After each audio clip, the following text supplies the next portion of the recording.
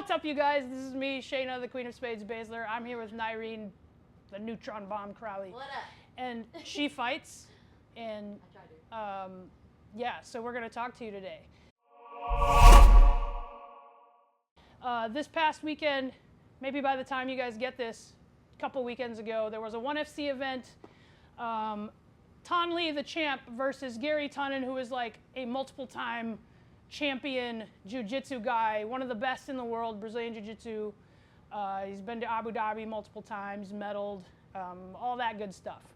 He's especially known for leg locks also. So it's no surprise in this fight, he pulls guard, goes for leg lock. But here's where it goes downhill, is he gets stuck underneath and pounded to death, okay?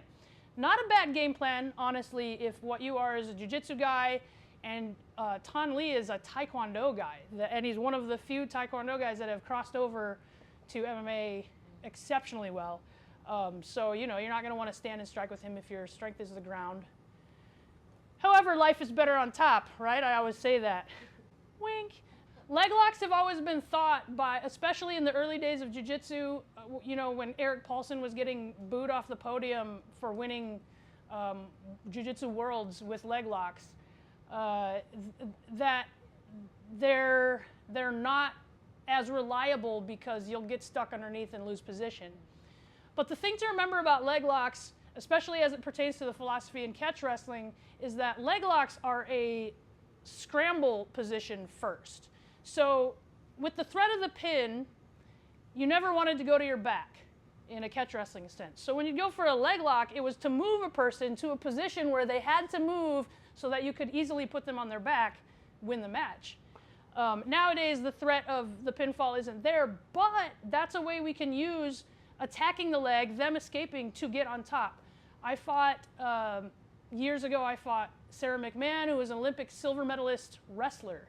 And as much as I wrestled, I'm not anywhere near as good at her as at wrestling. The only reason I was able to get on top of her during the fight was because after she took me down, I attacked her legs, and as she scrambled, I scrambled to get on top. It wasn't because I out-wrestled her in a wrestling sense. So the number one thing to keep in mind if you're going to start studying leg locks and attacking the legs is they are a scramble position first. Unless you know 1,000%, this is dead to rights. If they're scrambling and you have a chance to get on top, especially in MMA, get on top. Life is better there. So we're going to talk about how not to get stuck underneath. Now, that being said, Tonen is a far more accomplished jiu-jitsu guy than I am. By no means am I saying he doesn't know this. You know, stuff happens in fights, but I thought I'd share with you guys. So he pulls guard. He goes after Tonen's leg. Now what happens is Tonen smashed him, and he got pounded to death like this. Okay? So the first thing I want is I don't ever want to be collapsed like this. Okay? So obviously, with everything I do, there's a counter to the counter to the counter. We're just talking about what I'm going to think about right now. So the way to get out of this, I'm smashed, right, is I want to take this leg. Obviously, I want to try to be covering up, but I'm going to kick this leg to her armpit, okay? I can use this hand to help me, but I'm generally just going to go whoop, and it makes a circle, so now I've isolated this leg, okay? So if I'm here, I don't want to sit here and be fighting. I can't, and I'm getting pounded, and by the time I figure out what's going on, I'm dead to rights. So what I'm going to do, again, is I'm just going to take this leg, my calf, into her armpit. Whoop. Okay?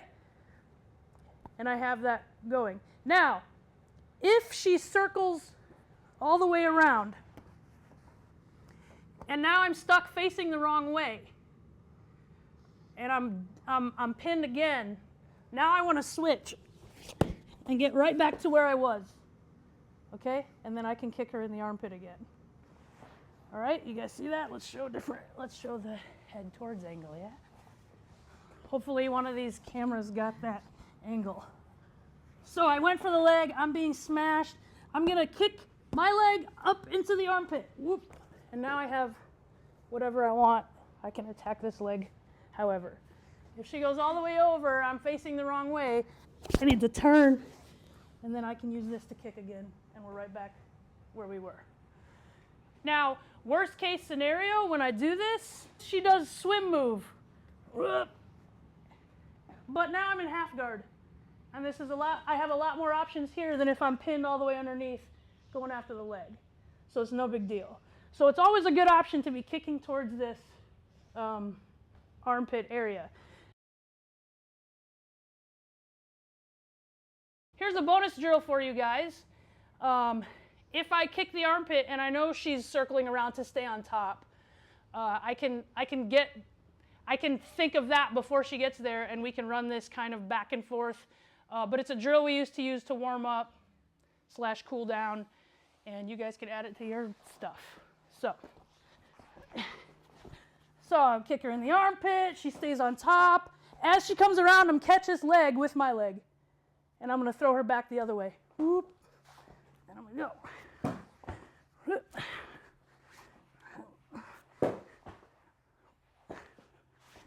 Okay, and I do want to say that you will get punched in the face, but you want to minimize that damage. And you will fail at leg locks and end up a lot on bottom, but you want that to happen in your training before it happens in competition. So keep at it, keep drilling this stuff, and remember, leg locks are a scramble first.